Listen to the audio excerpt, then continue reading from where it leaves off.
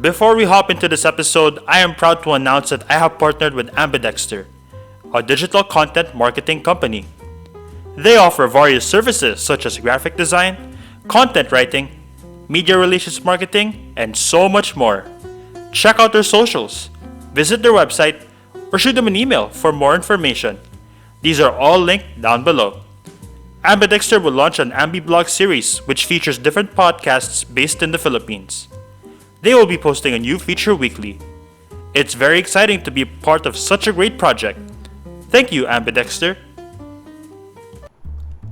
Before I start with this episode, I just want to give a quick shout out to Podmetrics. Yup, Podmetrics is the platform I use to get all the data I need for the show. From who listens to me, all the way to where they come from, Podmetrics takes care of all of that so I can make better content for you. You can even integrate Podmetrics with Facebook and YouTube so you can get more data from your live streams. So if you're a podcaster or want to start your own podcast, go visit podmetrics.co and sign up for free. Use my code JakeOfAllTradesWithDelRo. With that out of the way, cue the intro music.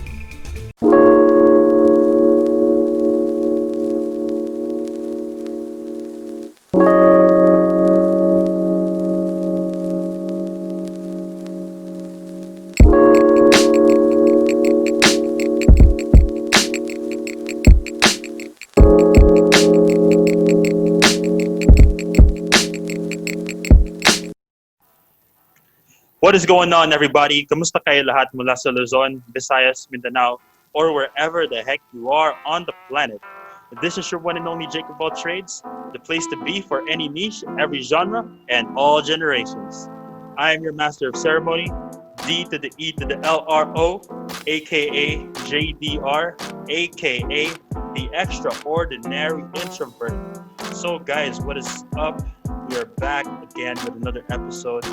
But just gotta get a couple of things out of the way. Una sa lahat, Rolly, umalis ka na please.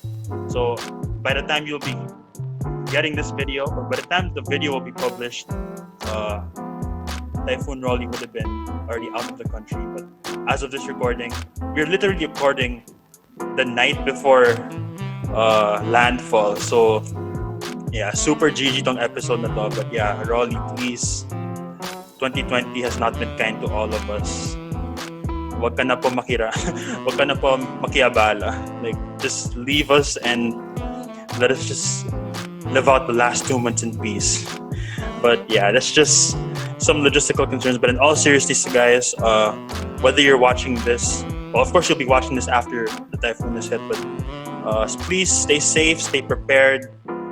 Charge your phone, charge your batteries, and even after the storm, please do not make any second guesses. Just go ahead and help our brothers and sisters who may be suffering right now.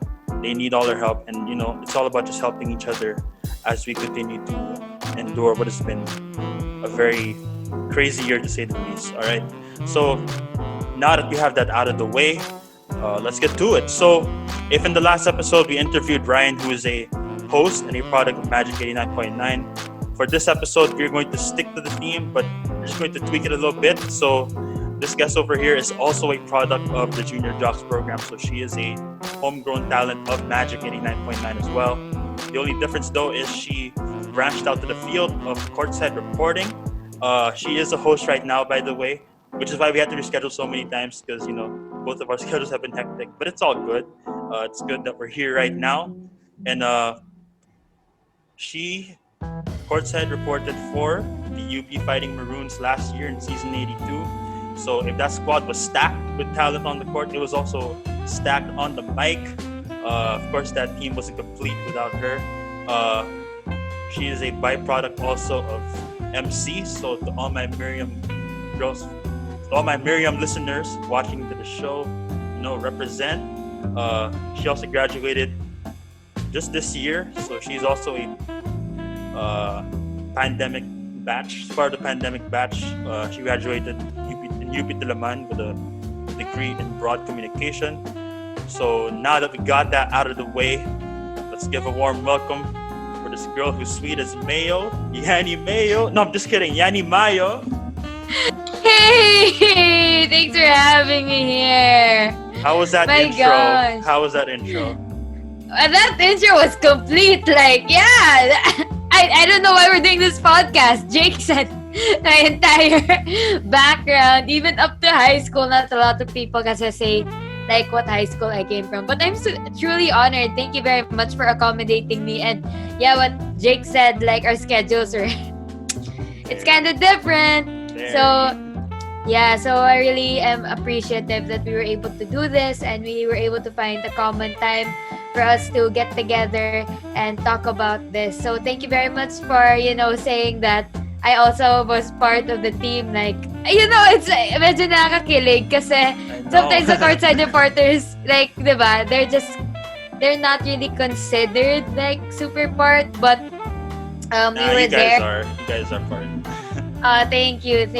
So thank you very much for all of that and for the great introduction. And thank you also for hopping into the show. Honestly, when I try to invite high-profile guests, my initial gut feeling is, masisinzon ako because these guys are high-profile or technically high-profile celebrities, or they just have busy schedules. So I was kind of doubting it a little bit, but just the fact that Yani even messaged me that she was considering being on the show, that in itself is like already a half W for us here. But before we start, thank you, Yani, for hopping into the show. And we're just going to have a great experience, just talking about, your experiences on the sidelines. And of course, maybe a little bit of stuff after courtside reporting. And another PSA, since I mentioned courtside reporting, this episode is also a homage, or it's an homage to everyone, to all our Kapamilya family and friends. Of course, as much as these courtside reporters got their shining moments, they would not have their exposure that people like Yani or Rain or any of these other CSRs have now without all the behind the scenes work, all the logistical work. So before we start, Yani, this is your chance to just thank all the people who really helped you get to the point that you were last year, like all the behind the scenes people, all the camera crew, and all these other people talaga who complete the experience over at ABS. Yeah, so thank you for giving me like this opportunity to thank them again. Like, I can never thank them enough because they were the people who believed in us and who took the time to train us. So that was actually extra effort in their part. Like, they could have gotten people who already know how to do courtside or who are experts in sports to report for certain teams, but they got people from the schools and they just do it every 2 years, or I guess annually they have that audition. And I'm so grateful that they were able to get us, and I'm so grateful that I was one of the people who got to experience this in the time that UAAP was under ABS-CBN. So right now, there are a lot of people at Kapamilya who are having a hard time. So if you guys can extend a helping hand to all of your Kapamilya friends, please do, especially that we're in a pandemic. And right now, there's a typhoon. I mean, while we're shooting this, there's a typhoon. So if they just need like a food or whatever, any kind of help, please do extend help, especially that some of us are put in the position to have more than enough that we currently have. So again, I just want to thank the Kapamilya family for continuing to support us, to give us advice, confidence, learnings. Even though we aren't courtside reporters anymore, it really is a family. Like, Kapamilya really is a family, and I really felt that in my time in ABS-CBN. So thank you for everyone behind the scenes, in front of the camera, the production team, the employees, and everyone that we were able to work with as well. Yeah, for sure. And shout out to you, Yani, for giving your flowers to all these people who really help you and mold you to become the courtside reporter that you are. Your efforts do not go unnoticed. We do see it naman, and when I watch these games either live or on TV, the production is super big time. Like, whether it's a regular season game or a finals game, like whatever event, mapa CDC yan or whatever sport, sobrang A++ yung effort and presentation, na binibigay ng team.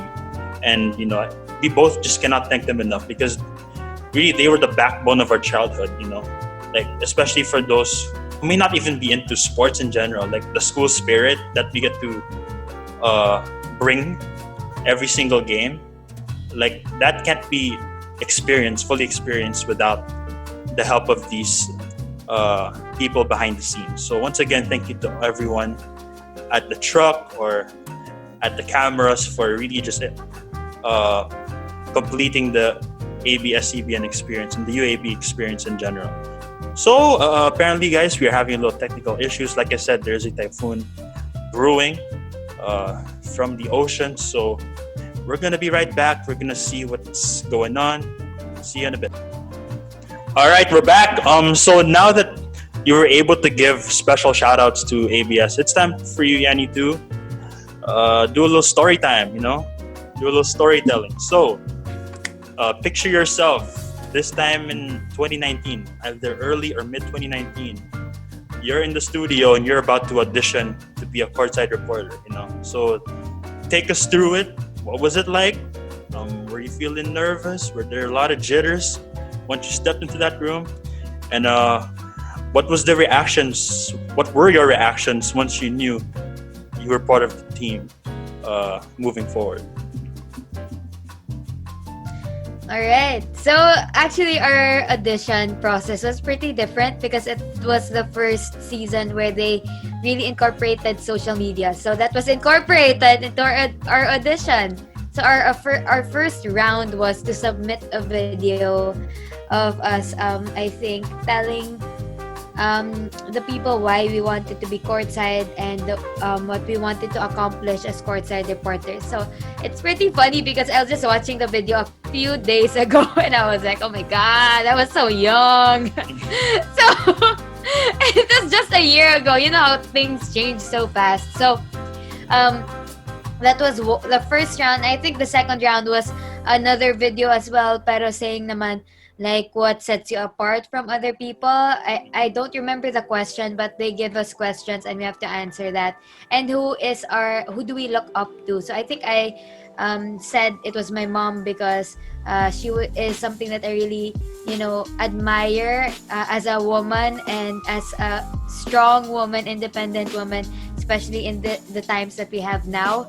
So those were the first couple of rounds, and after that they what they call this, they eliminate. I don't want to say eliminate, pero they take people off every round.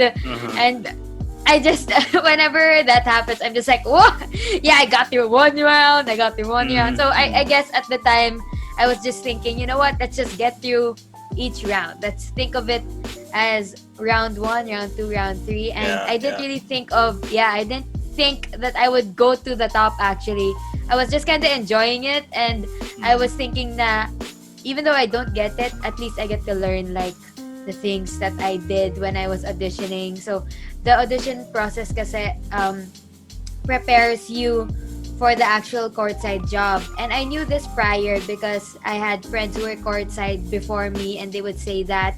So I auditioned because, hey, I'm gonna learn anyway, so might as well, right?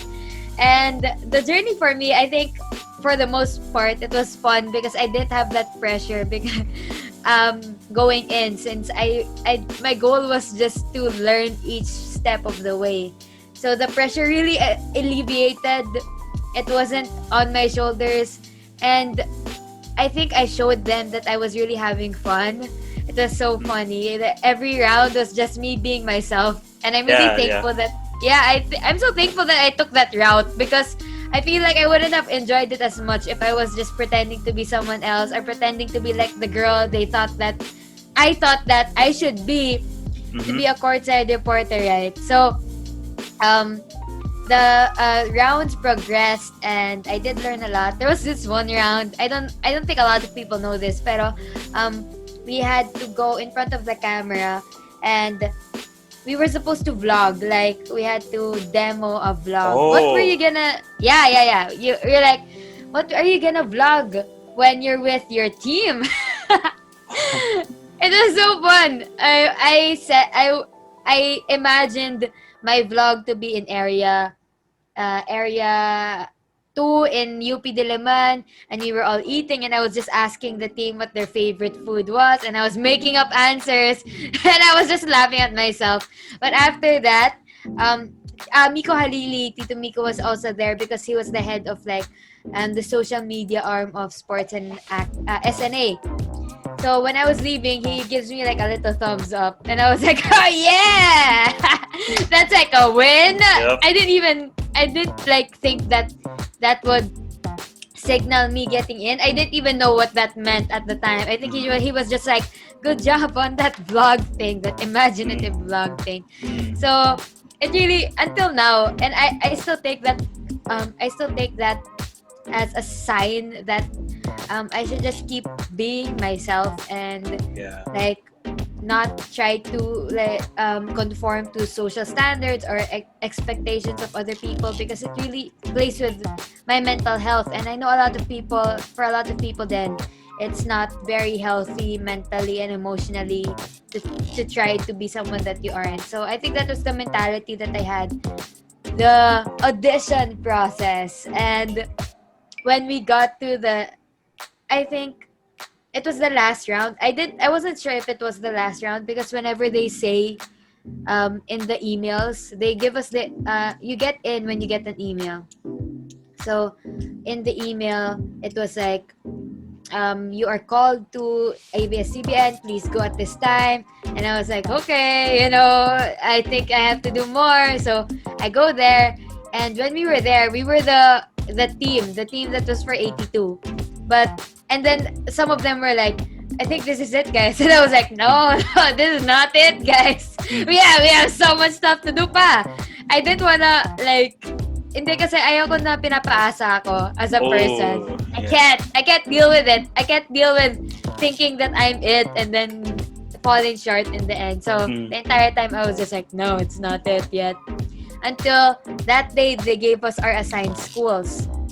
So yeah, it was the day they gave us our assigned schools. And it was so crazy. Like, we were all just seated down, and they were just they did UP last because we were the most that got in. So me, Jaime, Rain.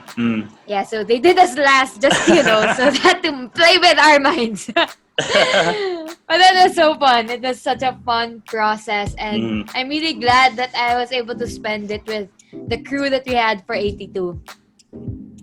Wow, that's a very interesting story right there. And actually, you technically answered my follow-up question. Like, how do they select you to these schools? Because yun nga, as you mentioned kanina, not everyone, let's say you have 8 schools, right? It's not like one each per school. Like, you have, see Rain, for example, like a UP siya, but she ended up in Adamson.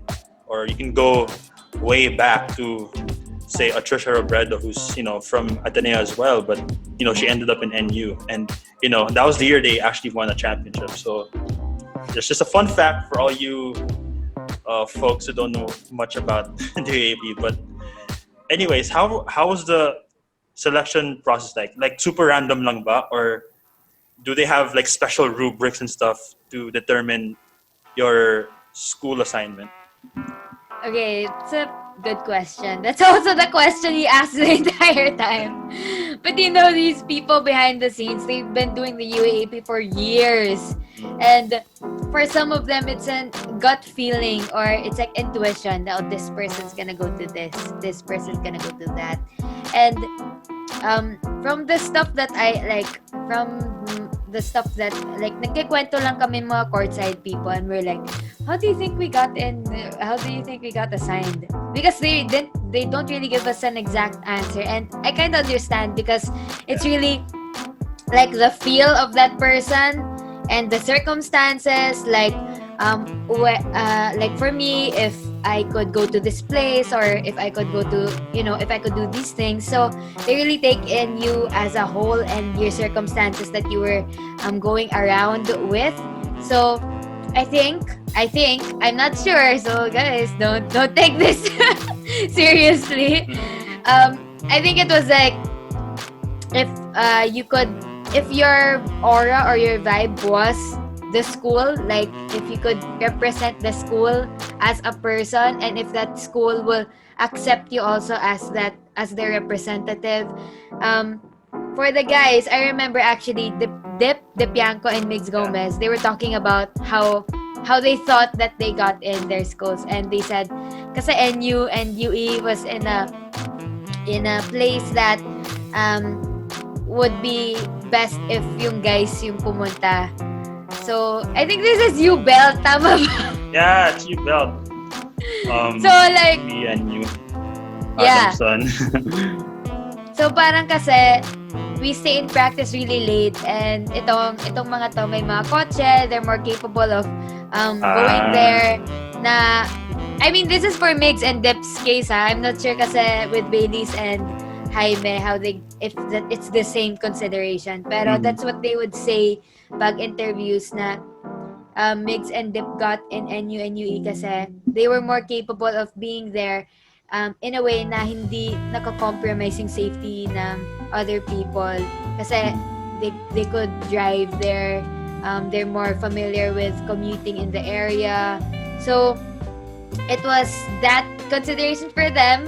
I think that's what kind of happened. I'm not really sure because they don't really tell us, but I really trust SNA because they've been doing this for a long time, and they really know what the community needs or what the community wants, or and what we like, how we would fit into that community and how we would be received. So they didn't do it randomly. It was really considered, and they put in thought. I know they put in thought into where we're going to stay. Yeah.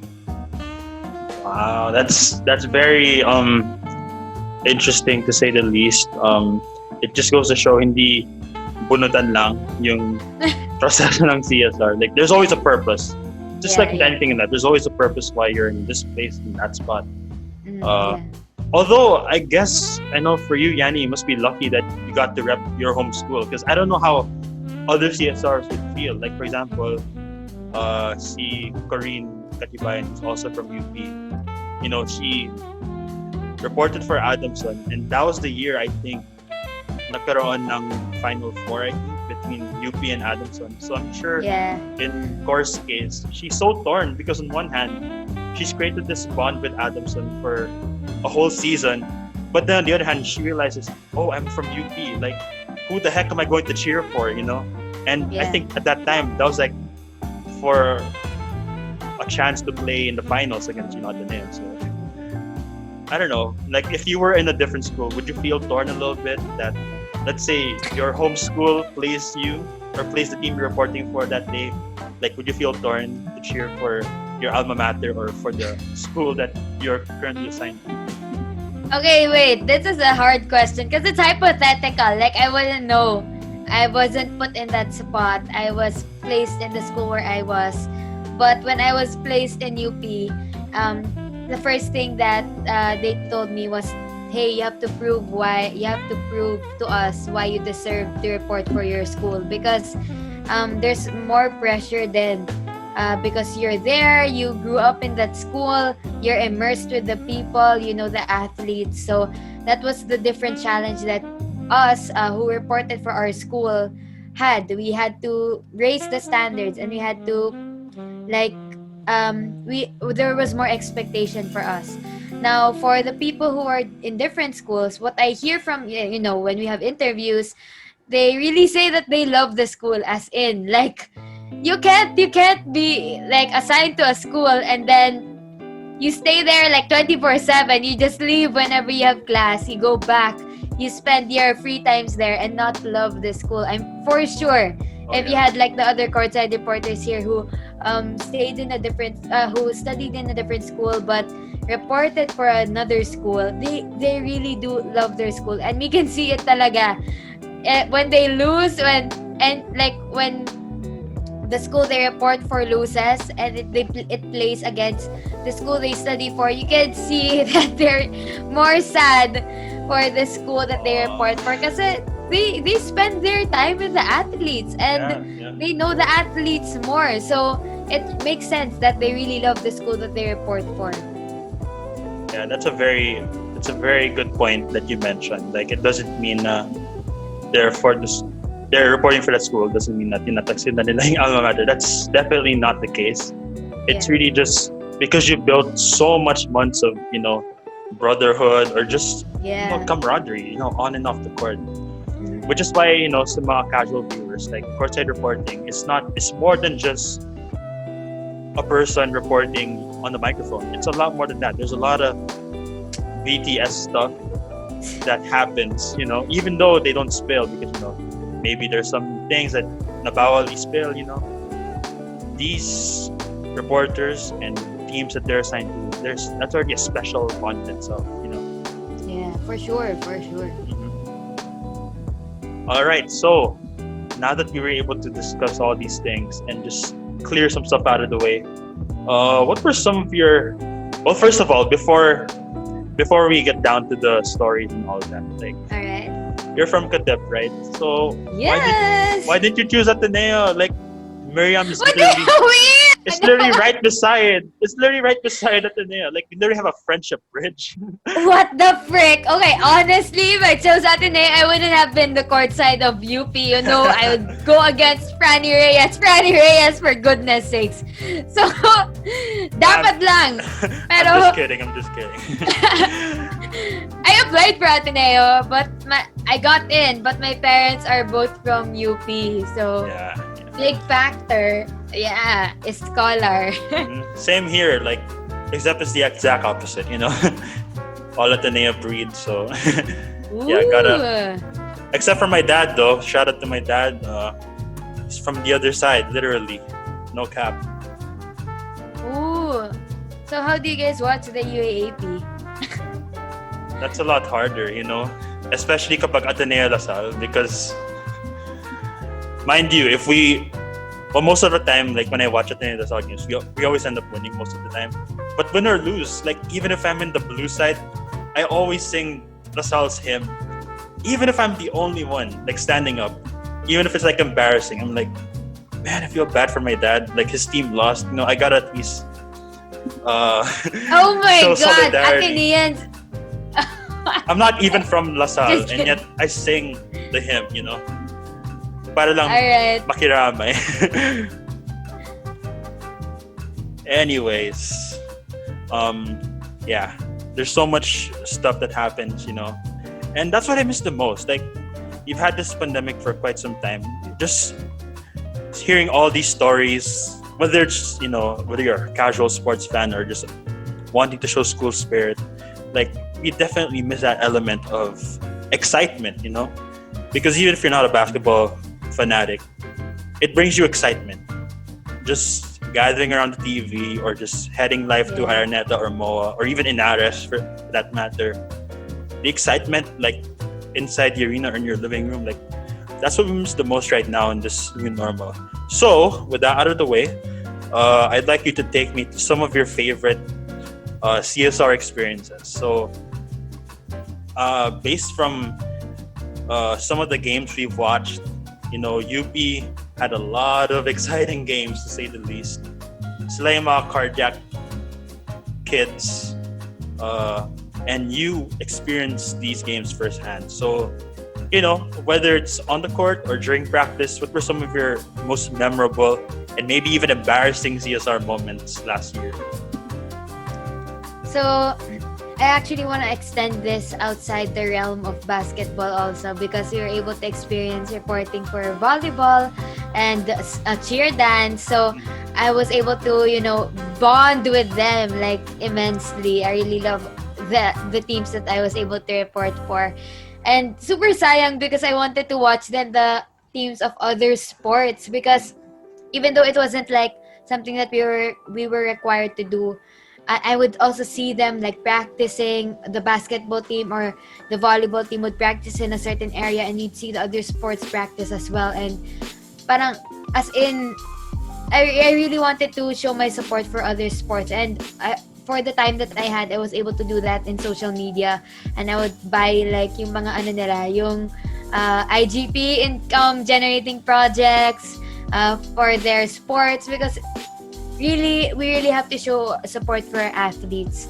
So in terms of like my favorite moments for basketball, for sure it was the win against LaSalle where we had like this mini party. People know that the videos are everywhere. Yeah, I remember that video. It went viral. That was so funny. It was so fun, and there was like you know when there were moments when you can see their hard work paying off, and they're allowed to feel their success, and that was one of the moments that we had with the team.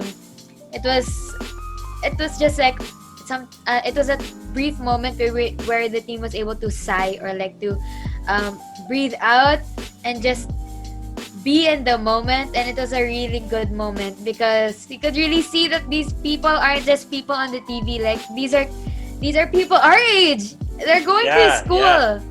They have stress. They love to have fun. They get frustrated. They get angry. They get happy. They get joyful, and that was one of the moments that I was able to see that. So I really love that moment because kitang-kita yung pagka-human ng mga tao. For sure. Yeah. I'm really glad that people are able to see that also. So, actually, that moment nga had a lot of mixed reactions, diba? Kasi they were like, oh, you're celebrating na? And we were like, oh, bakit? Bawal. Nang iwagawin. Pero like, I really appreciate like celebrating mini wins, you know? For sure. Because, diba? Like, pinaghirapan mo yun eh. So, give yourself the time to celebrate that. There was also a moment sa basketball naman, parang nagkasabay yung mga birthday ng mga tao. Ooh. It was a week of celebration. And I brought pizza for the team. And there was a friend of Bright who serenaded him. It was a week of celebration. Yeah. It was early on in the season, and I was able to put it in the more vlogs. So, it was like, alam mo yung parang hindi pa sila, because you could see the athletes stress out like when the season goes deeper in. You could see them zoning in and focusing.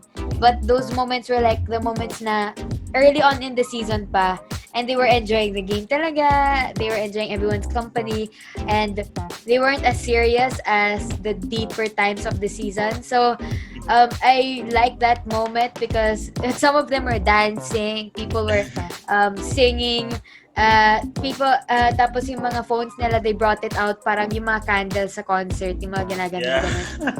It was so cute. So those were the moments that I loved in basketball. For volleyball naman, I love they had like immense trust in me that they brought me to their team building. Wow. Yeah, the overnight team building that they had. And I'm super grateful because I really got to know them as human beings, and that was like really my intention as a courtside reporter kasi our job naman as courtside reporters is to tell stories of the athletes, make them feel closer to the fans. We weren't there to give analytics or we weren't there to like explain the game, but more of what's going on in these athletes' minds, what's happening in their mannerisms, their hobbies, what did they do today, ganon. So, super sayang. I really got sad when the season got cancelled because I had so many stories that I could have shared with people, of course with the permission of the athletes. So, for sure. For sure. So, that was a time talaga na I really appreciated. Pero, I'm really glad because with the volleyball, the women's volleyball team, grabe. I feel like I bonded with them in a deeper level. The season kept on postponing. I was with them for like 2 months na. Nagsupa-postpone pa yung season. Just going to them with training, mga ganon. Hanging out to them. So, I really appreciated them, and I was able to really hear stories from their family, their childhood, and stuff like that. I also, isahin ko to per sport kasi every sport deserves.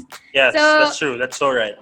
Yeah, men's volleyball team tayo, guys. I love the men's volleyball team. My gosh. they were on to something season 82, guys. They were a team to watch. So, I really love yung mga morning kasi their trainings are like 6 a.m. 7 a.m. in the morning. And I Whoa. would go. So I wake up at 5, be there by 6. Sometimes I'd sleep, sometimes I'd write something down. Pero when we're there, nag-ano sila, nagzuzumba sila. And I love it because you could really see how they have other hobbies, they have other things that they want to do.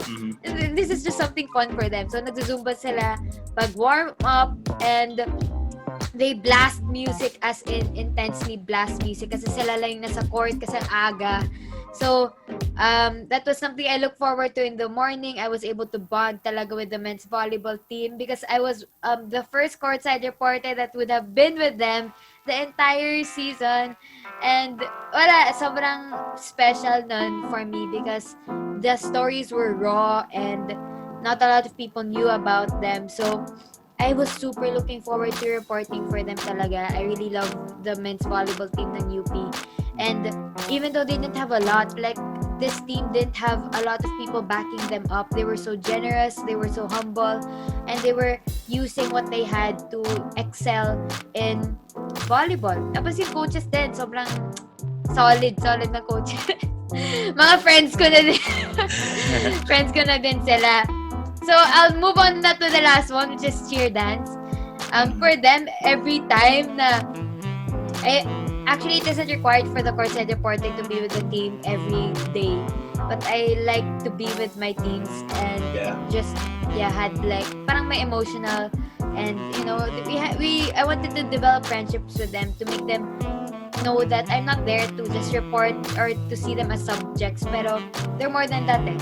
So for cheer dance naman, I was there also. After basketball, I would walk to where the cheer dance people, UP, we were practicing, and then I would spend time with them. I would make kwento with them when the coach isn't there yet, so I would stay with them, and they're really parang G na G sila sa lahat ng gimmick ko, especially with the vlogs, as in go! Lahat sila, go! It was so fun to be with them kasi their energy is so different.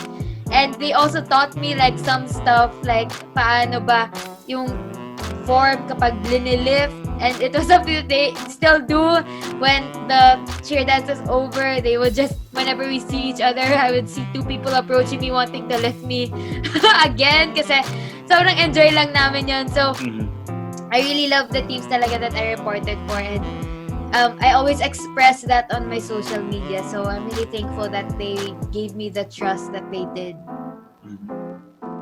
Wow, very immersed, and yeah, that's what I really, love about CSRs like you. You know, you're not just the type to go through the motions and all that. You really dedicate all your days in school or even outside, just trying to get to know every single player, every single dancer, and just every single person, because even though these guys give the regular fans like us, joy, entertainment, like they are humans too like us, and they deserve, our flowers, especially while they're still here.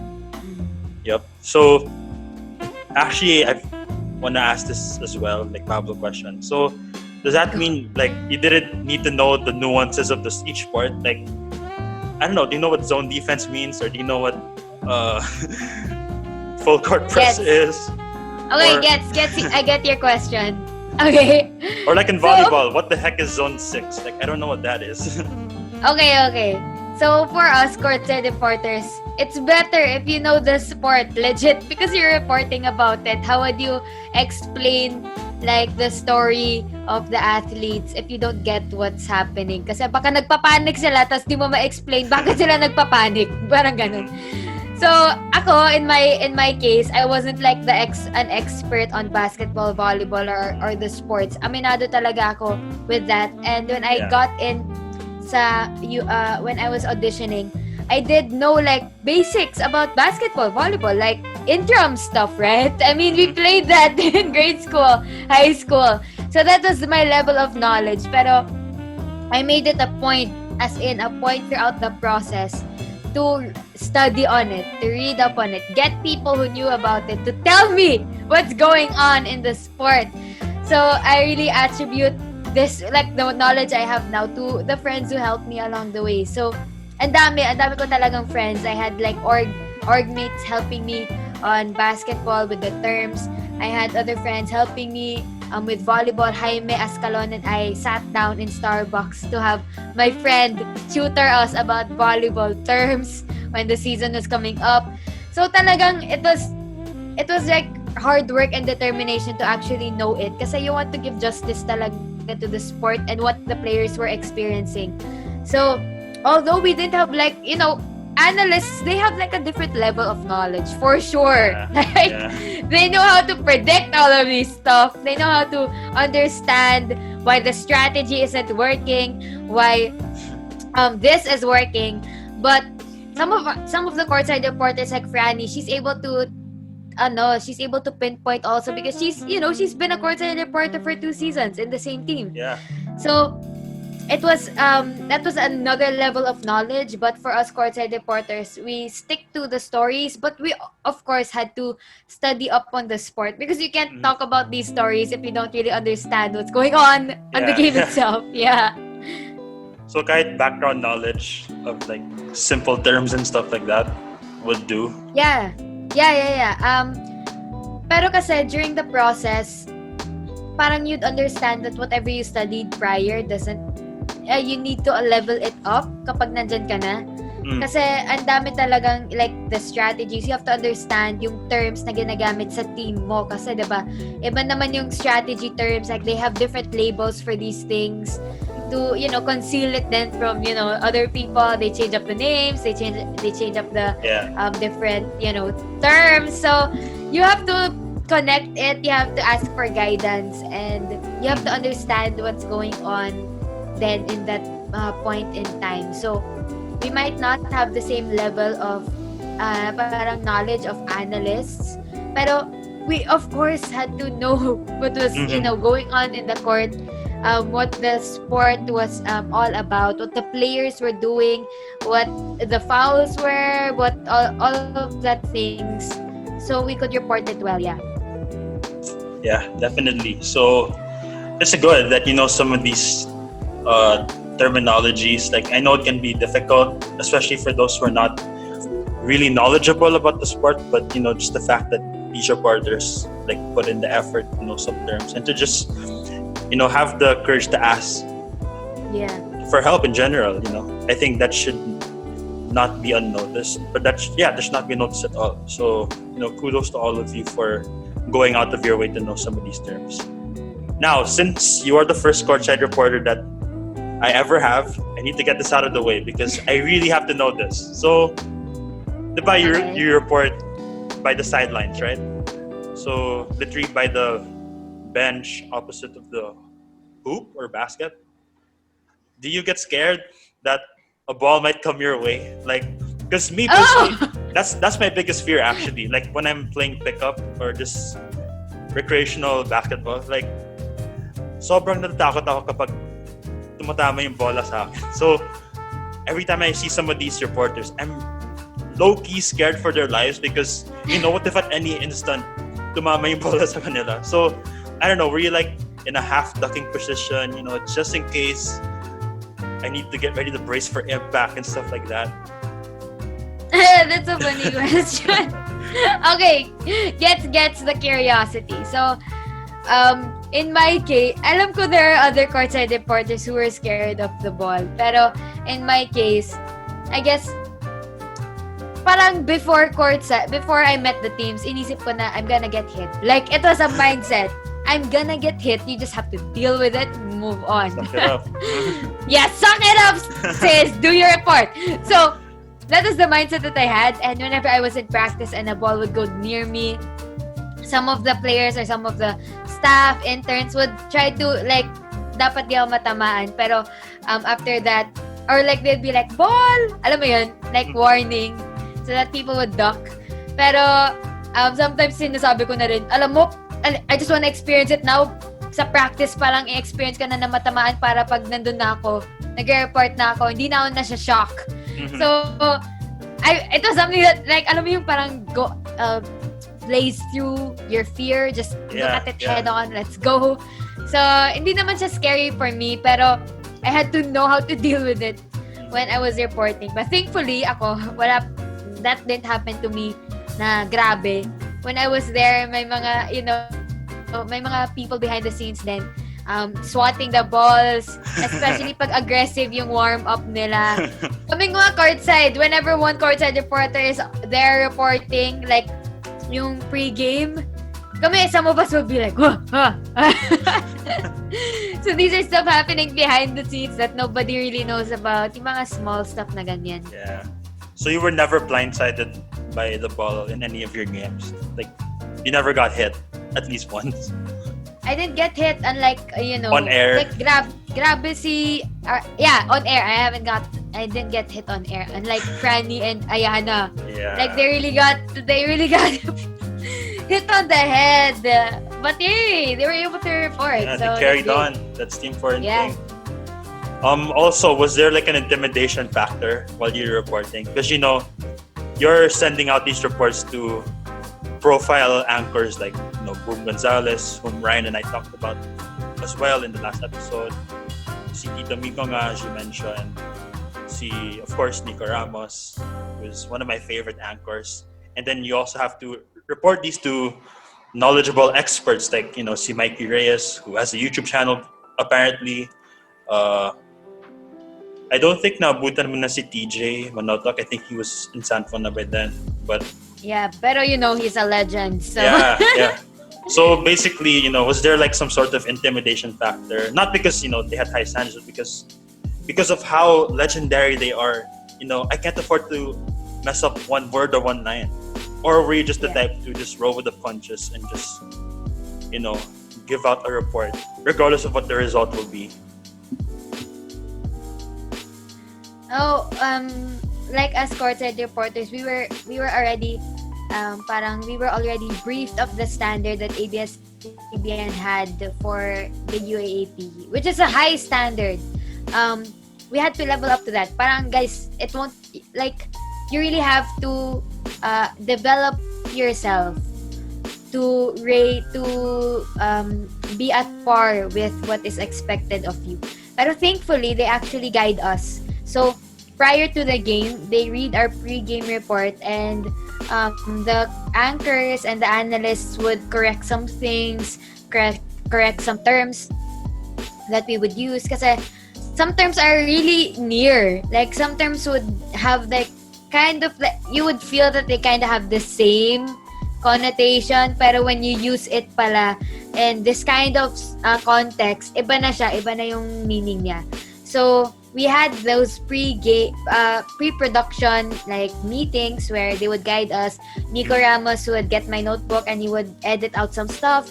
Boom would also give us tips. So intimidation sa start, syempre, kasi like, whoa, yeah. I'm working with the people I look up to. Like, what the hell? And like, I'm from Magic. So these really are people that I really have a high regard for, because I would listen to them. I knew their names. They were people I didn't think that I would meet in my lifetime. So there was intimidation factor at first, pero they really like let us know off the bat that, hey, we're here to help. I really appreciated that, because parang you would at first you would put them on a pedestal, pero they're really open to helping you, to mentoring you. Any time of the day you can message them and be like, so hi, what's this, or like, can you give me tips or whatever, and they would call. And even after this courtside reporting thing, I would ask tips from them. Like for si Boom talaga, I really asked tips from, because he's also from Magic. So these are people that I look up to in that way, and I'm thankful that they didn't give us that yung parang vibe na, matagal na ako dito, like, diba? Like, they didn't scare us at all. It was a really loving family, and they were so open to teaching us. So if it wasn't the anchors or if the analysts were busy, meron naman kaming floor directors who would give us tips, and they would actually look out for us. I have like sina Ate April, Ate Fritz, all of our floor directors, Ate Mickey, they would give us tips. They would tell us, okay ka na ba? I would converse with them. Ate, okay ba to? Is this sentence correct? Did I use this right? And it was like that kind of environment that we were in. And thankfully, kapag di rin busy yung mga anchors and analysts pag kunyari downtime in the game and we had few moments of, you know, breather, we would also ask them. We could ask them tips, or we could go up to their table and talk about these things. So I'm really thankful talaga that we cultivated that kind of environment, and that was the environment that we went in for the UAAP. Yeah, yeah, I can definitely agree with your inputs, and I'm just, very glad to know that it was such an inclusive community that you were immersed in. Like, we all know ABS is this big organization, corporation, but deep down you have really light and heartwarming people who are willing to help you, like, anytime you need it. So For that's sure, good yeah. to know that you, again, give these guys these flowers. The behind the scenes people deserve equal, if not much more credit than the people you see on camera. But back to your experience, Yani. So you can say na your experience at Magic helped out because you were a junior jock back in the day. So nakatulong ba siya, like, in terms of reducing anxiety, or in terms of trying to perfect some reports, and just enjoying the experience overall? I think being in Magic really gave me confidence to go after these things, and to go after these things knowing that there are people who support me and who would help me out with everything that I needed to have for the audition process, because I made friends in Magic, of course. Pero um, the comment that I got when I was a new in Courtside was, can you sound more conversational, not DJ like? And that was something that I had to develop. And I understand now, looking at my old, videos. I was like, parang gets what they're asking me to improve on. So it helped me in a way. Of course, it really gave me that confidence to speak in front of a mic with a mic on. Because there's really anxiety for a lot of people to have that Yeah. mic, knowing it's on and speaking to it. So that helped me in that way. My course Mm, naman helped me in a way na I was able to speak in front of the camera, because sometimes the lights really get intimidating. That red light sa gitna ng camera saying that it's on gets oh intimidating as yeah, well. yeah. So those factors in my life, or elements in my life, really helped me. But in Courtside, it's a different ball game. We really had to develop ourselves for that kind of environment and for the standards that were put on us. So even though my past experiences helped, you can see that people who didn't have the same background as me succeed as well in this, as courtside reporters. So we all had our, strengths and weaknesses, and we all had to figure that out in our journeys. Mm. So stage fright was not really a problem for you, or did you have some stage fright moments when you started? Because make no mistake about it, reporting, even though you're just on the side, but still reporting in front of thousands of viewers at home, thousands of fans in the actual arena, it can be intimidating at first. So were you able to overcome stage fright, and if so, how were you able to overcome it? Well, I think what helped me, I think I was more calm than most people because I host. So talking in front of a lot of people was something that um, was something I was comfortable with. But I think I was more nervous in messing up my report, like stumbling in the middle of it, than speaking to a lot of people about it. So I was more nervous in my content, my delivery, than it being broadcasted to The whole world. the world. So that's where I was, thinking about. But thankfully, actually when Boom, I think Boom was my first. Wait, I'm not sure. I forget what I met. Actually, Boom, first more than the others, kasi we also had that parang meeting prior to the season, and he was there. So he said na parang okay, when you report for me, when I'm the anchor, this is gonna be a conversation. Just talk to me about it. And I really appreciated that because I'm comfortable with talking to people. So Yeah, yeah. let's converse about it. This is what they did today. This is what happened. So that really helped. Each anchor and each analyst have their own kind of style of approaching it, and us courtside reporters had to adjust also to the style of the panel. So it really differed, but in terms of stage fright, it was more on my content and my delivery, more than like the people watching. Okay. All right, that's understandable, and at least um, that was what you had to overcome. And true enough, based on the reports that I've seen on TV, like you really just conduct yourself very well. And I can see how concise. Yeah, I can see how talaga how concise your reports are. And yun nga, even though you have little knowledge of some sports, like you take the effort talaga to just not give out, but just deliver reports that the fans can relate to once in a while.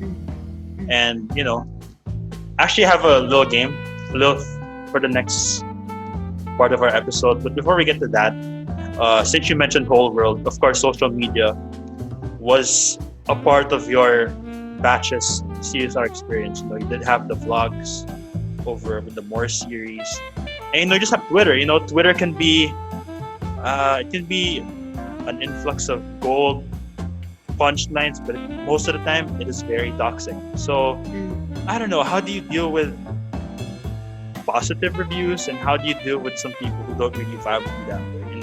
Because make no mistake, we can't impress everybody. In a perfect world we could, but there's gonna be the casual hater once in a while.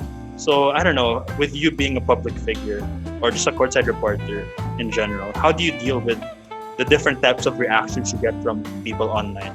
Although for me, like I absolutely have zero things to rant about, because you and your batch of reporters really stepped it up this year. Thank you. Oh, that really warms my heart. I'm not being my biased, God. like I'm really being legit, Oh, because thanks. that was the last batch too of ABS. So you guys were special in a way. Thank you. Did Like, your former employer proud, for sure. thank you. Comments like that really, kasi for us, I mean, and for my part, it was hard for me to know if I was doing well unless people tell me I was doing well, because like what is the key performance indicators, guys, for a courtside reporter? So I really had to rely on people telling me what I needed to improve, what I was doing good, because on the spot, there's so much adrenaline, there's so much emotions that it's hard to assess yourself after. Like, ano bang kailangan kong gawin?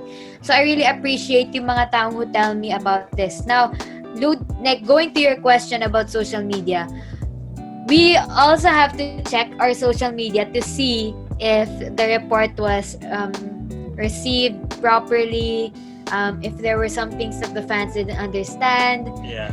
For me, I checked my social media to see how my report did with the fans, if it impacted them in the way that I wanted to, if I used terms that they didn't understand, or if like just seeing overall how it affected them. So for us courtside reporters, social media, I think in my case, wasn't avoidable, especially na we also had to report what was going on in social media. Like, we report, like, one of my reports was about the people talking about the team and social media. That was also a different angle to the report. So, we had to stay on it. I'm just thankful in my case that the fans that the community had in my part were very warming, were welcoming with me. They didn't have negative reviews about me. I mean, from what I saw. Yeah. So I really appreciated it. Even the fans of the teams, even though they weren't from UP, they were really warm. They received me really well. I treated all of them like friends. I really loved getting to know the alumni in UP also. So these in terms of that, I had that community to back me up and to give me like pointers in a way that would really help me. Hindi yung parang toxic culture of social media, as we all know. So, pero yeah, as a courtside reporter for this season, in my part, I was kind of thrust into the popularity, and it was like culture shock, guys. I was like no one. I was like a girl who went to UP, who hosted a bit, did Junior Jock and Magic. But I wasn't like someone that people followed for because I was me, right? So, when they announced the courtside reporter for UP, especially with the team that I had in season 82, basketball was the first. We had like a stacked team, of course. Yep. So when they announced it, I had like an influx of people minding my life. It was kind of weird. I didn't understand how to deal with it at all. And yeah, it played with my mental health at times. It played with how I saw myself and how I treated myself. So social media really has that factor, but I hope like right now moving forward, I made a pact to myself or like a promise to myself to protect my space, protect my mental health, right? My emotions, my spirituality. And I really learned from the basketball team. I learned how I observed how they handled their fame, how they handled the exposure they got. And at the time, I didn't understand. Like, I didn't understand why I responded to it that way, or why they acted that way. Pero looking back, I kind of like it's them also protecting themselves, protecting their space. It's them like trying to stay grounded and trying to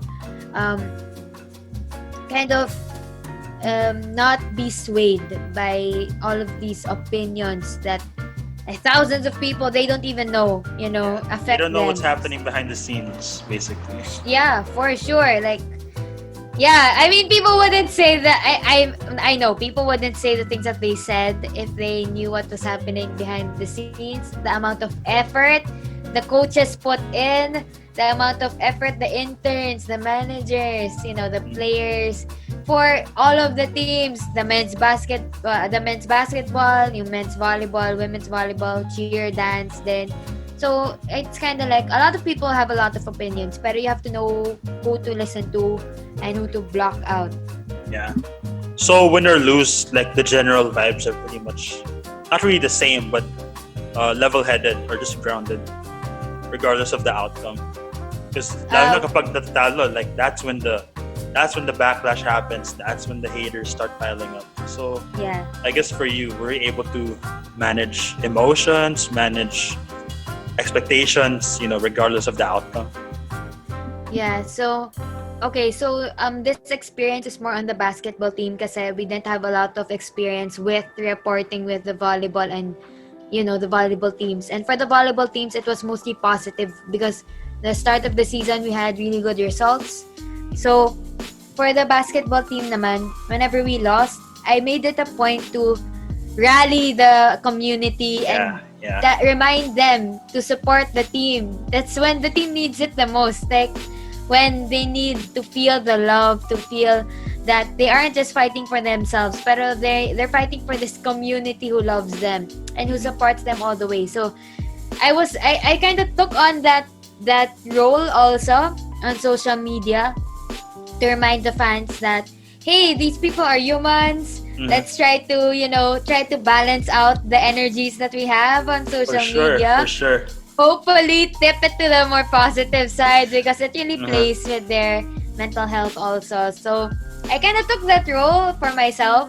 I wanted to I wanted my social media space to be positive, to be parang to criticize in a way na hindi siya hurtful. Yung parang constructive criticism, yeah, that's the term. So I wanted to create that space that I had, and with me, the fans were able to follow.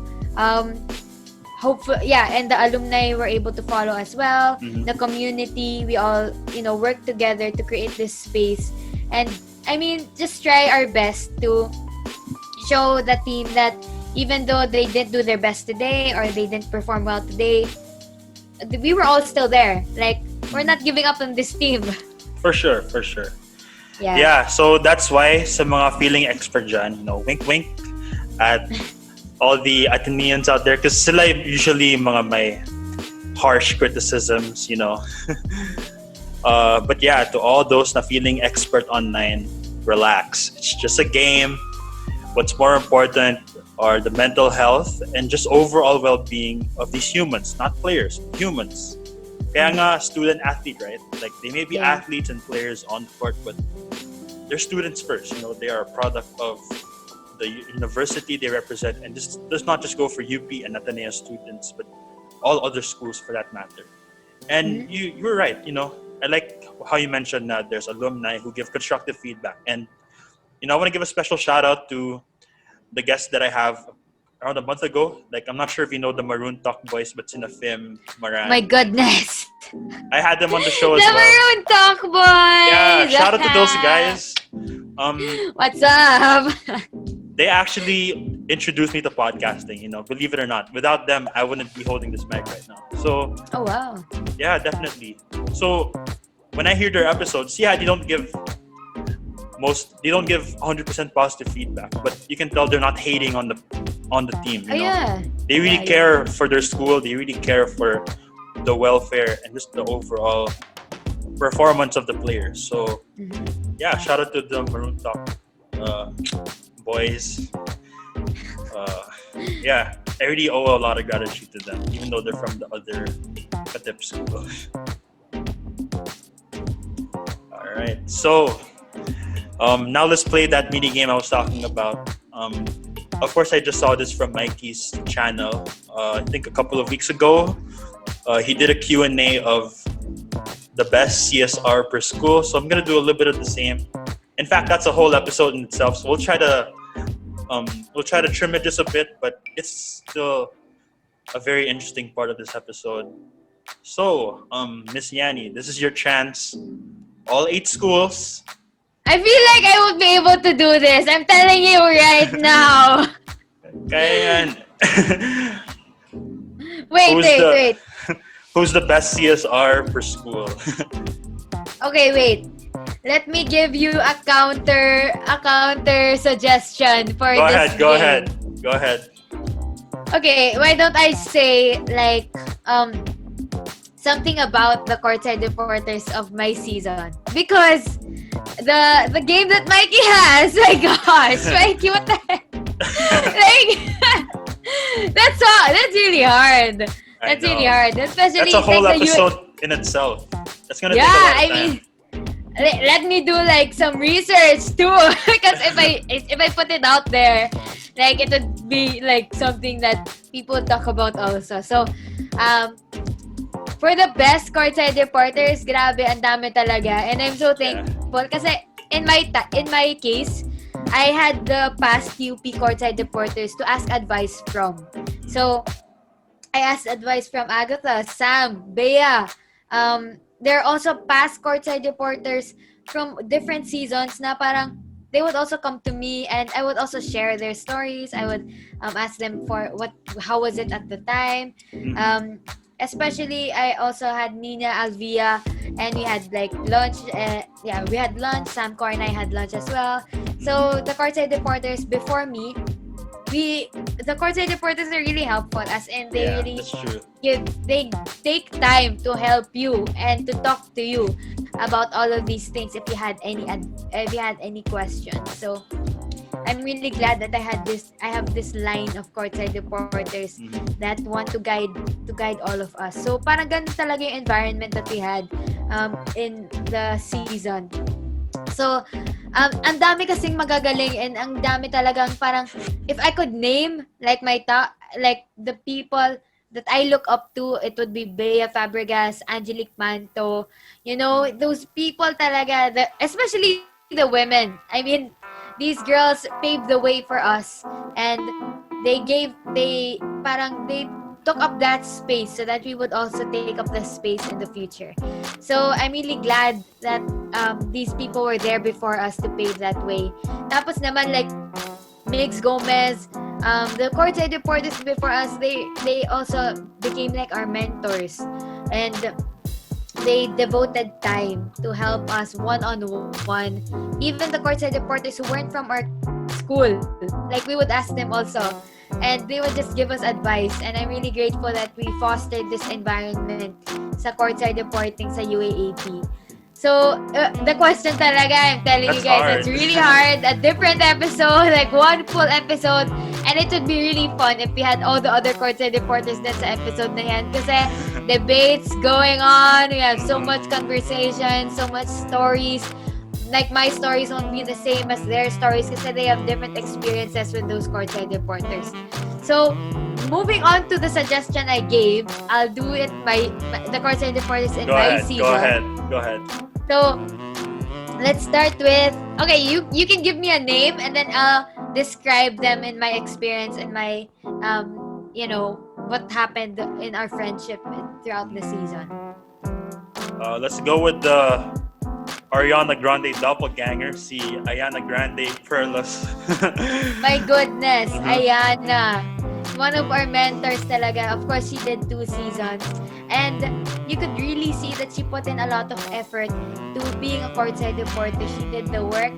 And you would see that she's always on top of her game. Like, when you see Sure. her, she isn't like, alam mo yung parang, she's always on first impression mode on. Like, that's something that I really admired about her. Kasi, she really put in effort every day, every time we had meetings, to be in her best, to look her best, and to be on top of her game. And that's something that I wanted to be also. Kasi that takes a lot of effort and a lot of time. Pero she would do it flawlessly, without a sweat. It was just something that she really did. And that's her personality. So, that kind of composure, that kind of discipline, that's something that I looked up to. And she's a real people person. Like, she's really comfortable talking to a lot of people and learning from them, telling stories with them. So I really appreciate that she would tell stories with us, and she would help us too. Like, if I need advice, she would ask people I don't know, like in the industry. She'd be like, "Oh, Yani, you can ask this person for tips." Ganon. So I had that relationship with her, and I'm really glad that, even though actually she's younger than me. So we don't. Oh. That's the environment we had in courtside. Like, we help each other in every capacity that we can. So for Ayana's case, I really look up to her even on social media. Her social media is always on top. It's always on at par. And she, in her community naman, she's even handling the ticket distribution. I mean, Wow. girl, she really represents. She really loves the community. She bleeds green.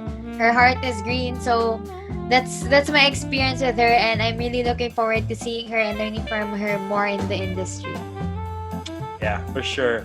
Mayo, before we continue, like, I just gotta give you props because you're not the person who plays favorites. Like, I can tell you hate favoritism. So Oh my gosh, pretty I good. really can't. I'm a Gemini. I that's good can't. for you. Thank you. All right, so we got Ayana out of the way.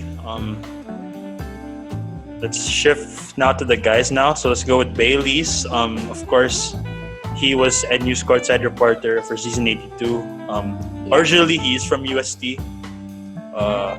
So yeah, what can you say about Bailey's Akot?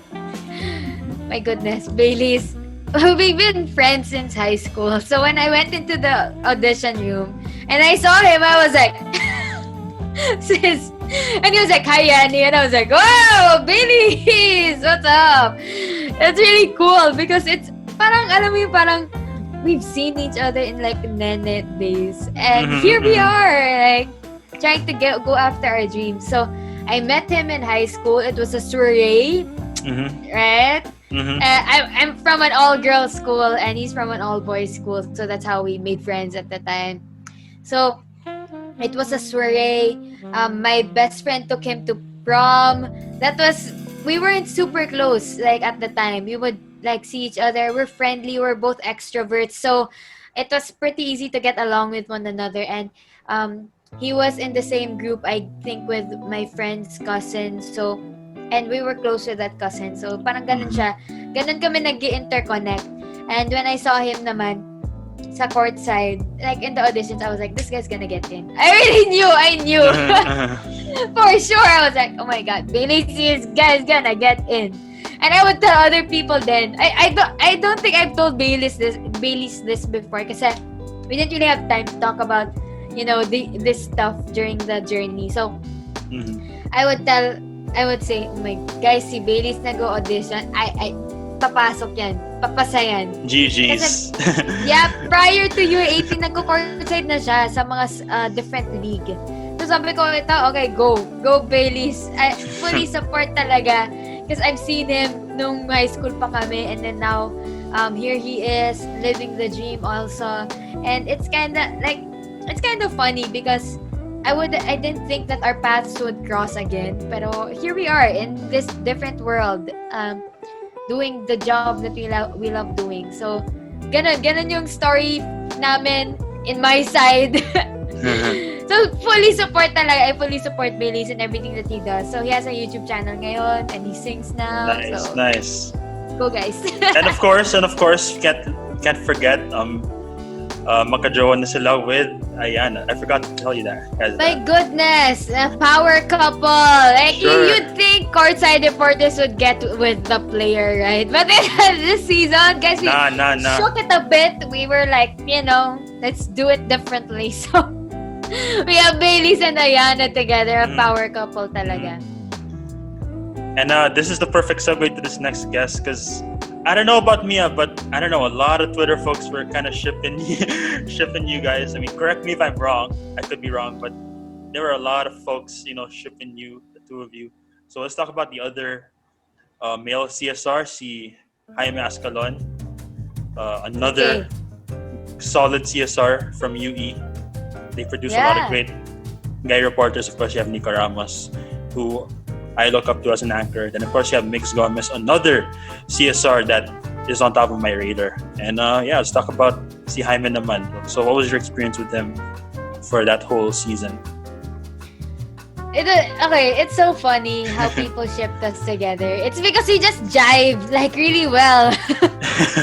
And people like, I think the UAAP was also like an avenue for people to, ship other people. Yeah. Like schools, and I think it's just a really fun atmosphere that the fans had. So in my case, I was kind of shipped with a lot of people in different times of my courtside reporting journey. Because, I'm actually super open with my relationship status. It was so funny. So fans would just like hop on, go. Yeah. And I really didn't mind because you were a good sport. You were just pick one, like right? I'm G for whatever. Like tease me or whatever. It's fine. I don't get mad easily. So it was funny because so prior to Jaime, there were other people like I was shipped with. And then Jaime and I did this parang pakulo kasi we wanted to hype the UP-UE game. And we felt like kasi parang UP and UE kind of had like the same, like a similar culture. I mean, when we talk about it with each other, we're like parang UP and UE people would get along. Like, if we were all in a party, it would be really fun. So, we were really good friends. And we are really good friends. I mean, I just talked to him a while ago. So, the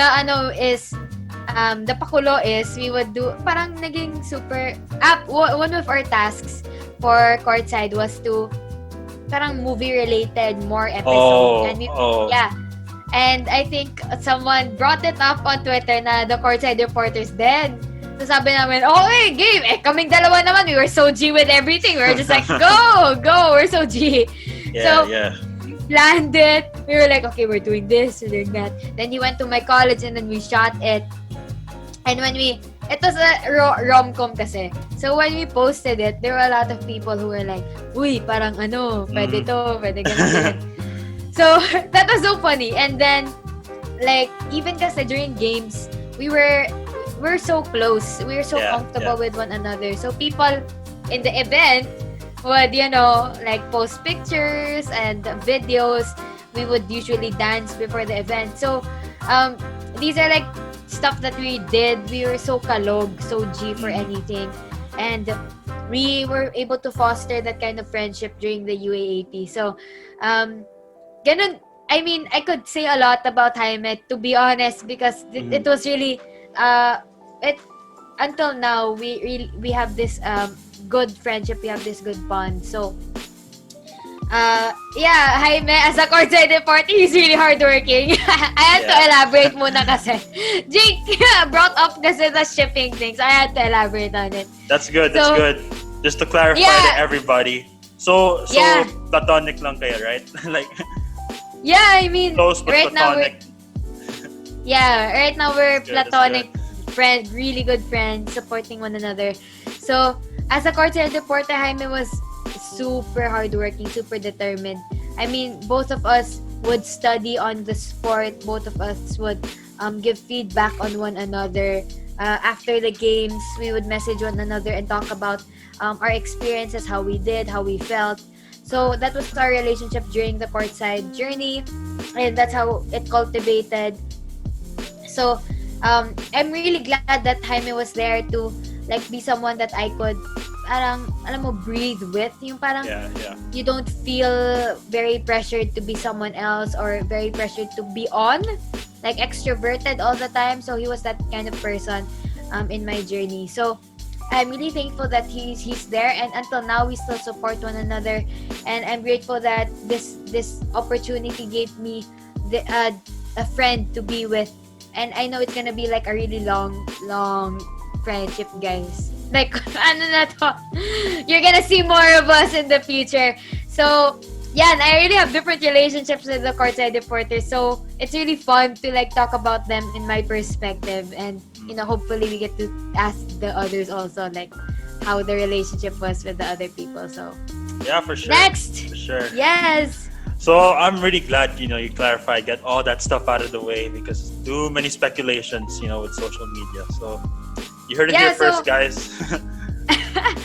So actually, Jake asked me before the podcast. He was like, do you have anything that you don't want to talk about? And I'm like, no, you can just talk about whatever. So I'm really open like this. If you guys ask me whatever, I would clarify it. So go lang, go. No, I'm all about respecting, you know, other people's that's really stuff good. Like that, so. Yeah. Thank you. Mm-hmm. Before we continue, by the way, just want to remind you guys that this episode has actually lasted us roughly an hour and a half, you know. Gosh. I usually promise 45 minutes to an hour, but since we have a high-profile guest here, I figured, I'm not even. Sulitin na natin, guys, you know. Like, I don't know when I'm going to have an experience like this again, but rest assured, we're going to go back to regular program. But, you know, this is just a rarity, you know, to have, you know, a public figure like Yani have on my show. So I really had to just make the most out of every second, every minute. So yeah, no worries. I'm quick enjoying. time check. Thank you, Quick time check for y'all. So now that we got that out of the way, let's talk about the girl who dressed up like Mike. So since it's as of right now, it's Halloween, but last year, CDC, of course, you know, we have the CSRs dress up for, well, not dress up for Halloween, but dress up as a cheerleader for a day. So that was technically your Halloween. But this girl, she stepped it up because she dressed up literally like Michael Jackson. And she even sang like Mike for a little bit. So let's talk about FEU's Maris Domingo. So what do you have to say about her? Maris, my kalog friend. Freaking miss Maris. So Maris and I, we're super chikadora eh. So that was our I mean, with one another, our relationship was, kamusta na si ganon, kamusta na si ganon. So I'm really glad na meron akong ganong parang sister relationship with Maris. And I really love Maris kasi we were just able to be each other with each other. We didn't have to put on something else.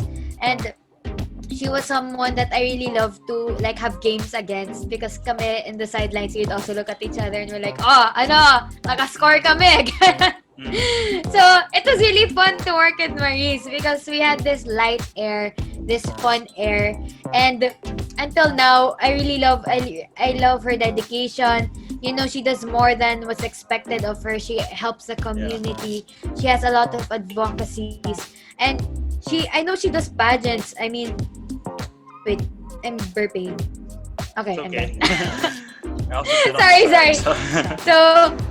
So I know that she has a lot of things going on then in her life. So I really like she's one of those phenomenal women talaga, like Miss Universe. Yung parang she has more than what you see and what she projects. She's more than that. So I'm really glad that I was able to meet her, and I miss the Courtside reporters. I miss her also. So I hope that we get to see each other in the future. Grabe. Sobrang si Maurice, grabe talaga. Glam team pa more. I think it's because of her it was her pageant experience, and I think she's used to speaking in front of a lot of people. So you really see parang enthusiasm. You see how she's also excited to report. So that energy we feed off from, and she really brings like behind the scenes yung energy na ganyan.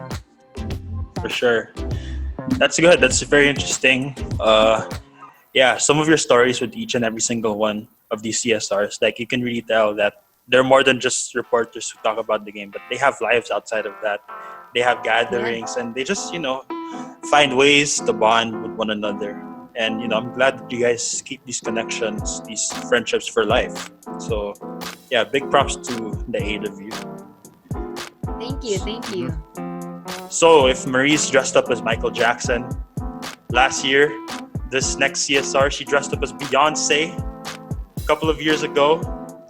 And she rep Mother Earth last year. So, let's talk about this Damascena, si Makayla Chavez. Oh my God. Mhm. Makayla, our little sister. She's the youngest. Oh, among really? All of us. Despite yeah, she is. 2 years? Yeah, she's actually one of the youngest courtside reporters in the history.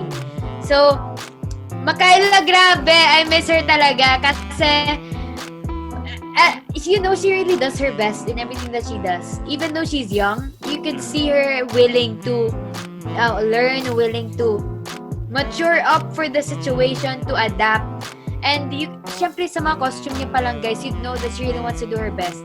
Yeah, Like, she's not the type to be forgotten. She's Makayla Chavez. Everything for her, it needs to be perfect. So, actually, behind the scenes, she's a bit shy. She's the type talaga na parang Maria Clara, girly girl.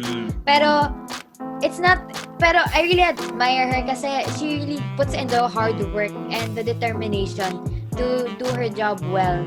So, I'm so, like, something that I learned from her, even though she's younger than me, and I our ages really blur here in the industry kasi you can have you could be new but older, you could be young but more experienced. So, she was someone that I also asked advice from. She would say, "Oh, volleyball is so fun. You're gonna love it, Yani." And I'm like, "Oh, I'm so excited for volleyball." So, I really attribute, being able to enjoy the journey to her. She would also give me tips on beauty. She's really genuine with her comments and her compliments. So that's something that I admire with Makayla, and I really hope that I get to work with her in the future again. Yeah, for sure. Yeah, she's another one of those unforgettable CSRs. Like, you can tell that her reporting and just her rapport in general, like, it's just off the charts. And UST, they really this on my end now, but they really field in great reporters. So I'm sure you guys are familiar with the news anchor Tina Marasigan, like, just the way she reports on DZMM, like, very professional, and you can tell that her stint at Courtside Reporting it really helped her, up there in the ranks with ABS. Like, she really delivers great, concise reports to keep us updated and informed, And then, of course, you have Angelique, another one of my favorite CSRs, just because, we have the same music taste. So, yeah, she's an R&B girl, and I also love my hip-hop. So, some music pa lang, like, if we knew each other, if only we knew each other in real life, she'd be the type that I'd vibe with. And of course, her reporting, like very, very good. She has that aura that she connects with the team, similar to how you connect with the team, how all these others do. And of course, you mentioned Makaila kanina, another product of UST who just raised the bar a lot, and she really just continued to step up the game when it came to reporting for UST. And it just goes to show that all schools naman, but particularly UST, like they produce and handpick some of the best CSRs that end up being unforgettable when it's all said and done. So now that we got UST out the way, let's go to my school. Let's talk about Franny. What you got to say about her? Is she related? I want to ask this though. Like, is she related to Jazz Reyes? Because we had another Reyes reporter back then. Yeah. See, I don't Jazz. know. I don't think so. I always thought they were to related. Jazz. But I think anyway, there are a lot of Reyeses yeah.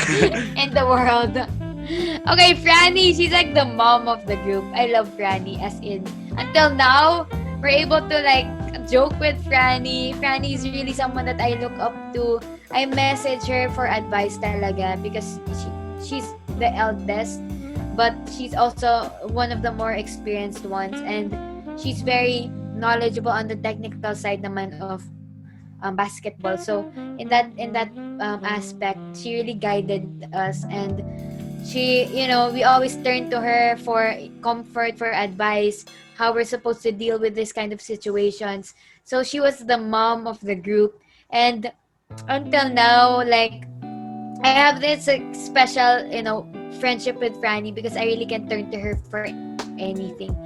And I think all of us trust Franny in that way kasi she really gave us like the impression that she's here to help us, she's here to guide us. She would drive us to places, like when we had dinners. She was that kind of person, and until now we still have that relationship with her, and I'm really glad that we had that kind of person to look up to and that kind of person to ground us during the journey. So all of us courtside reporters, parang we took up a different kind of role in the group that we had, and we tried to help each other in that way. So Franny talaga, as in, like, people would say she's good, it's because she is really good.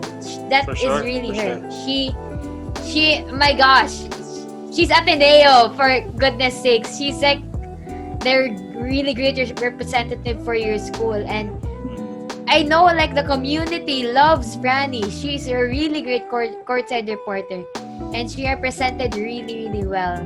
Like, her reports are great. Like, I watch her reports just to get tips from it. So that's the standard that we also wanted to become. Franny Reyes, she's really great. Yeah, she's definitely a legend, and one of the goats of CSR reporting. And I guess it is also a testament of our basketball team in general. Like, I'm sure you guys know Coach Tab, very meticulous with the deets, very particular with every single move, every single play. So I guess if you're wondering how she gets this influx of knowledge, it really reflects on the coach, reflects on the players, and just reflects on the culture, So I know some of these guys, some of these Ateneo players, like si Matt, for example, he was my classmate in high school. And although I don't see these guys train, like when I watch the games, the camaraderie and just the overall connection that they have with one another, I think it enabled Franny, for instance, to just produce, very, very detailed reports. And she did say, like, she's been watching all her life, like this is what she's been doing back when she was a kid. So it was really nice to see her just do what she loved doing most and just bringing out the best out of her and just out of our team for the past couple of seasons. So yeah, I mean, Franny's definitely up there. And last but not least, I purposefully made her last because actually the original plan was to have both of you, but of course she wasn't able to respond to our email. So it's all good though, because she got famous, So I'm sure you guys know her for this thing on TikTok, with her Konya accent. I'm really trying my best, to do a impersonation of her, but I'm obviously not doing well with this. So talk about girl Rain. I'm sorry, I'm really trying, but wala. She's the Rain Machenzo. I can't even do 50% of her impersonations on TikTok. So talk about Rain, what she meant to you before the fame, before she became widely popular on Twitter and on TikTok. So what was that special bond like with the one and only, Rain Machenzo? Yeah, so I'm really glad that Rain was able to find the place where that opened more doors for her. Okay, Rain is really hardworking. Actually, we're both from the same organization in UP. So we knew each other prior pa to courtside reporting, and we're both in the same college. But we weren't close at the time. We didn't have like the opportunity to get to know each other more in our organization. So courtside reporting gave us this opportunity to create this friendship na I'm really grateful for. So Rain kasi, she auditioned for the UAAP twice, and the second time that's when she got in, and you could really see the passion in her. Like she really wanted to become a courtside reporter, and I'm glad that she was able to do it in the time that I was there. Kasi parang I really like I actually love seeing my friends blossom and grow, and we both saw that with each other, and we supported each other in that way. So I'm glad that our friendship was it's different when we became courtside reporters. We matured together, we developed together, and it was an adventure that we took on for the both of us. So because of that, we developed a different bond, and we were able to strengthen the friendship that we had. If it wasn't for courtside reporting, we wouldn't have known each other. I mean, we wouldn't have cared for each other more than we do now. So until now, we support one another talaga, and it's a really pure friendship that we have. So I'm really glad. Pero right now, even though she's like this famous person na, she's still Rain Matienzo, and she still acts the same way. She's actually very shy when she's in public. So TikTok kasi, like you just film in your room and then the public just sees you after you post. So she's the type to, during courtside, she's the type to leave na kaagad kasi she didn't really mingling with a lot of people, talking to a lot of people. So she took the route na wala masyadong tao, she'd leave kaagad. And that's Rain. That's Rain. And we all love her for being that kind of person. So right now, even though she has a lot of fame and she has a lot of deserved success. For sure. So for sure. She's really the same person. I still get to talk to her the same way. And all of this, I really love seeing it. I really love seeing it on her. So she's really glowing nowadays. So I'm really glad. And yeah, I'm just so happy for her, for everything that she achieved and for everything that she's about to become. So for all of the courtside reporters that we have, I'm here supporting every one of them, everything that they do. I'm very updated with all of their ganap in life, and I know that we have each other's backs. And this is not the last time that you're gonna see us. We're for sure gonna come back, and we're gonna come back stronger. So guys, stay tuned for all of that. Yep, for sure. And did I butcher that impersonation? No one can impersonate Rain better than Rain. So Yeah. so let's just leave it up to Rain. I tried, but I failed miserably. But yeah, so thank you for sharing a trait or just anything good about the 7 CSRs that you worked with. Originally, I was going to give you a side-by-side of my favorites, but since you did a great job modifying it a little bit, it's all good because I was able to still say some names. But before we do go, I just want to tell you that with all these good CSRs that ABS-CBN Sports fields every single season, for me, even though I'm not a CSR, I'm just new to this podcasting thing, But I mentioned this last episode with Ryan.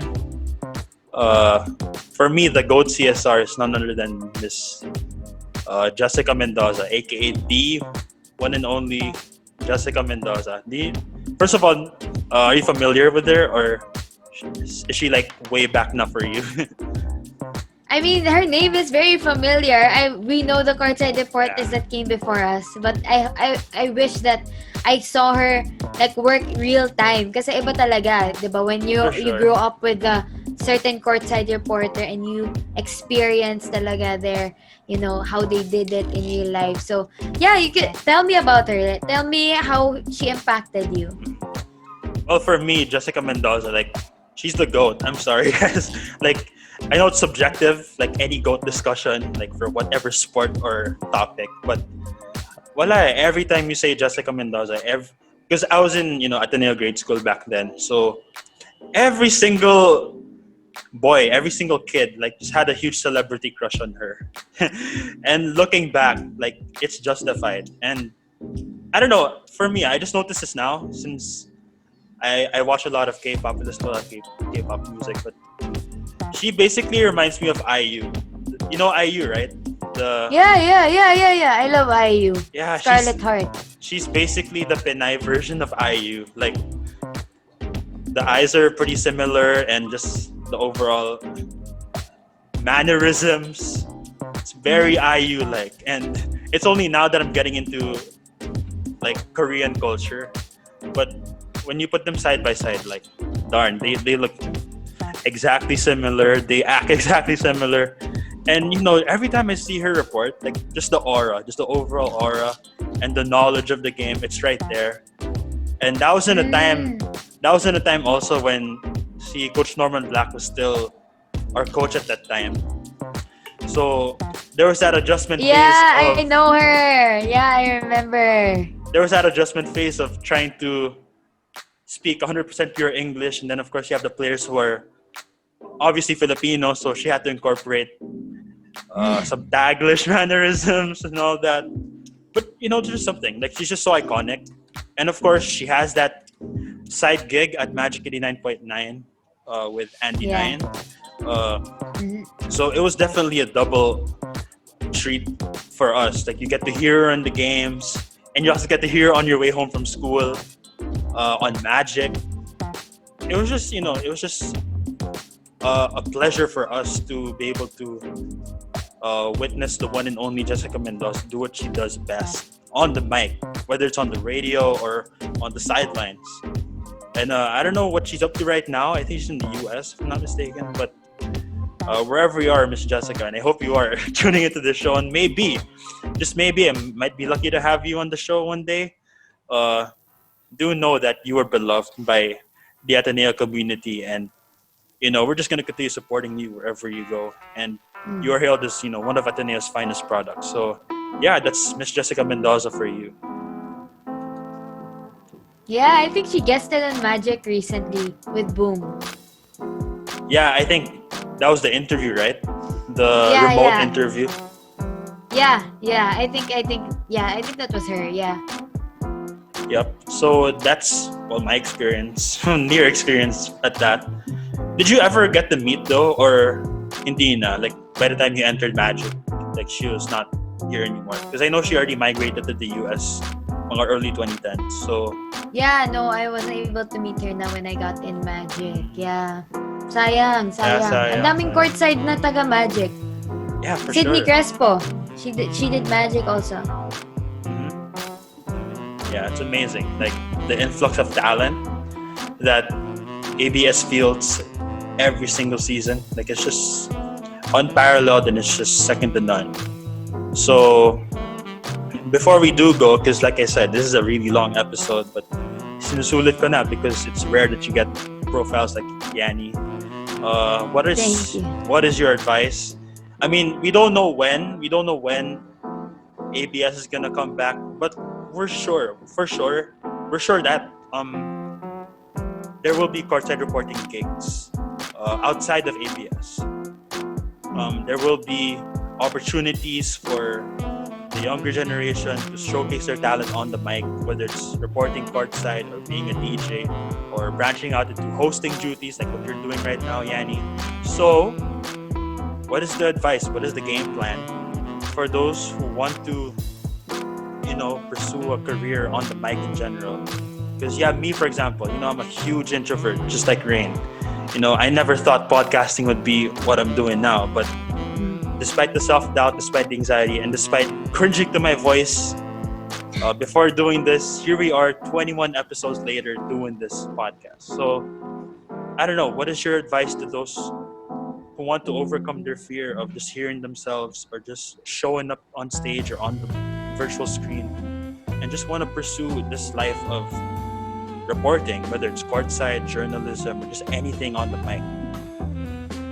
Well, that's actually a very huge scope. So, reporting, hosting, and doing radio, they may be the same, like talking, pero they have different parameters and they're in different mediums. So, I can't really give a specific tip for all of them, pero I think generally for talking or being on the mic, you just have to keep on looking for opportunities.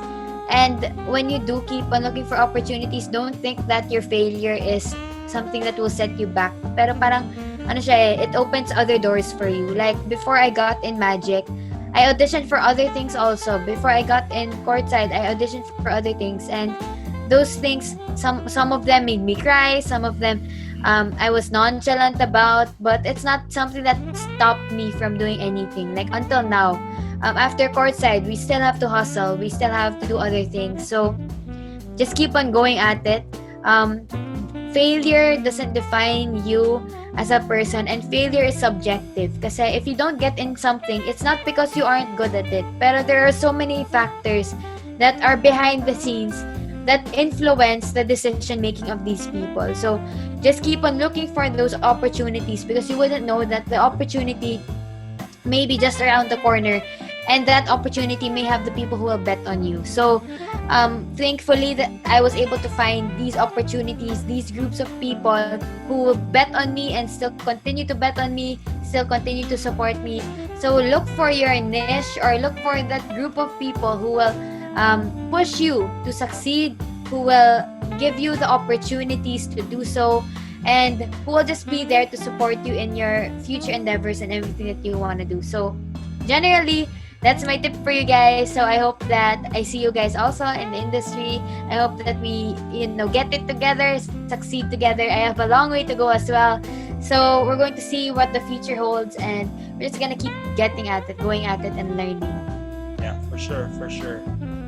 Indeed, failure doesn't mean it's the end of the world. Like, there's several chances left to make up for missed opportunities or mistakes that you've made in the past. All that matters is you just put yourself out there. You just try, because as they say in life, the shots you miss are the ones you never take. So just grab that opportunity, and just the results will just speak for itself, whether it's the one you desire or not. The important thing is you just ventured into these fields and just see how far you can go with whatever industry, whatever field you end up pursuing. So with that out of the way, would you do it all over again? Like, say it's 2019 right now, you're a college kid, very amiable, very happy-go-lucky, just trying to venture into the different fields and different walks of life. Would you do it all over again, courtside reporting, regardless of how similar or different the results would be? I think I wouldn't do it again, not because it's negative, but because I wouldn't be who I am now if I didn't go through it in a way that I didn't know what was going on. Because if I'm taking this question like, would I do it again? Because I want to experience it again. Experience the emotions again, the moments again. Pero even though I love it, I love it, I really love the experience, I have to, and it's so tempting to say yes. It really is. But I have to understand that these things happen at this time of my life to mold me into a different person. Yeah. So if I say I'm taking this in a way, na if I say that I want to do it again, then I would have like I would experience the same things in a different perspective. Pero kasi the perspective that I had in the initial time that I did it made me learn a lot of things now. I reflected so Right. much. I did so much reflecting. I learned so much. I developed so much from that experience at that moment of time and at that kind of person I was before. So, I'm so grateful for the opportunity. I don't want to spoil it. Alam mo yung parang too much of a good thing is gonna be a bad thing. Yes. So, I'm coming from that. Yeah, I'm coming from that kind of, thinking. I want to keep the memories as it is, pure, untouched. If I wanted to go back again, if I like the genie, like in Aladdin, if he was like, you have 3 wishes, you could go back again and relive UAAP season. I wouldn't use it in that way because I feel like that roller coaster, that emotional roller coaster, highs and lows and everything, had a purpose, and it really molded me into who I am now. So I love the UAAP. If I was given the chance though to work again under the UAAP at this moment in time, I would go. I love the UAAP. I love the people. So yeah, that's my answer for that question. A very good question, by the way. And very good answer as well. That sounded like something you'd say in the philosophy test. Oh, thanks. Philo orals and all that. Because others would give the mainstream, oh hell yeah, I would. But you're coming from a perspective now. Una sa lahat, give chance to others, right? Like you're the type of person na you'd want to see others thrive as well. So yeah, it pretty much justifies, you wanting to share the limelight with other people. And yun nga, you want to preserve the rawness of each moment, regardless of whether it was a pulsating win or a heartbreaking loss. Yeah. I think it's all about just keeping the memories as they are. So with that out of the way, thank you, Yani, for being here on the show. I can't believe we did it. First of all, I still can't believe we're on the show. Like up to now, even though we're in the end, I'm still starstruck, to be honest. Oh, thank you. Thank you for the kind words. Low key. I appreciate the compliments on the work that I did and the things that I did as a courtside reporter. I'm still really trying to learn and still trying to gauge my skills and my talents. So, getting these from people that I meet fresh. Kasi sometimes the people you meet, those are the people that have the honest opinions about what you've been doing. So I really appreciate it, and I appreciate how you see our effort as courtside reporters and want to share that to other people. So thank you for having me on the podcast. Thank you for rescheduling because this, everything has been hectic. The pandemic is making schedules really hard. So thank you again for having me here. Thank you. Yeah, my pleasure. And it goes to show that even if we're mostly at home for the most part, we still have lives, and it's just a lot harder now to navigate things. But nonetheless, we're able to reach the end of this episode. And once again, the pleasure is all mine. And I really enjoyed, even though we're 2 hours in, it was worth it, because like I said, and I said this over and over, but I have to reiterate the importance of this. You don't get guests like this every day, super once in a blue moon lang. Now you get, influencers who really aren't just influencers for the sake of, but they really just use their platform for good. And, we're hoping for more people like Yani to just use their platform, not just wisely and for personal benefit, but really just to bring joy in other people's faces, and more importantly, to help those in need. So, speaking of, this is your chance now to promote yourself a little bit. So do you have any plugs? Do you have any minor or major businesses that you partnered with that you want to share to some of my listeners and your fans? What do you call your fans, by the way? I don't know. They don't have an official name, so I'm just gonna let them. The answers. Think of it. I mean, I think there was a time when they were like Yaniverse. So Yeah, let's yeah, I just remember see. that. Yeah, let's just see where the fan base takes us. So, um, plugging. All right. I just want to say thank you again for having me here. Thank you for everyone who's listening. Thank you then for the fans for supporting me and everything that I've done, and for just believing in the capabilities that I have.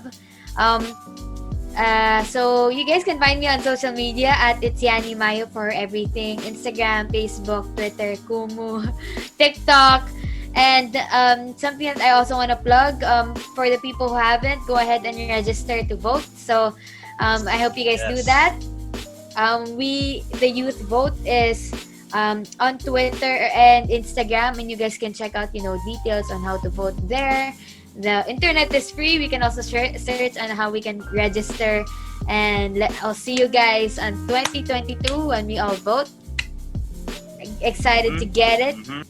So thank you again for having me here. So I hope I stay in touch with everyone, for the listeners as well, and my social media again at it's Yani Mayo. Yep, for sure, for sure. And guys, do me a favor and please convince Yani to follow me already. No, I'm just kidding. I'm so sorry.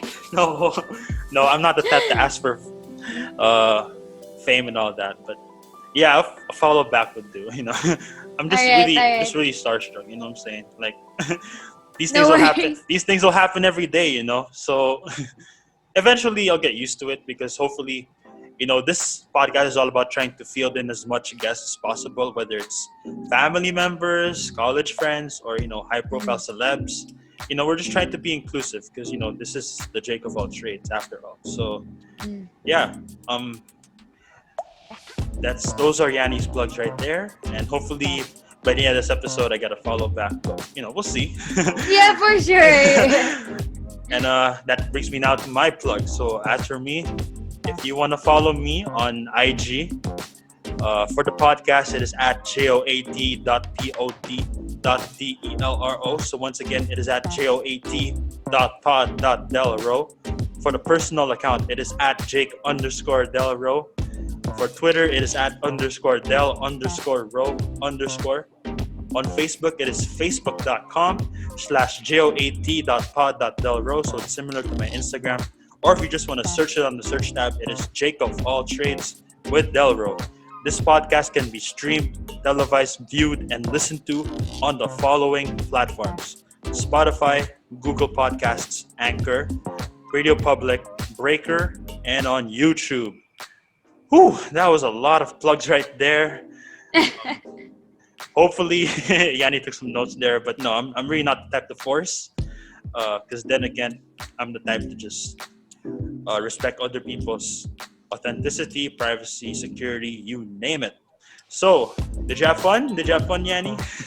For sure, we went into 2 hours. That's good to know. That is good to know. So, with that out of the way, that's a wrap, y'all. Thank you for tuning in today. Mga Del Bros at Sisters and everyone around the Yanniverse. This has been your one and only Jake of all trades. I am Delro, she is Yani Mayo, and we are both signing out. Hanggang sa susunod na usapan at chikahan. See ya! Bye, guys. Bye.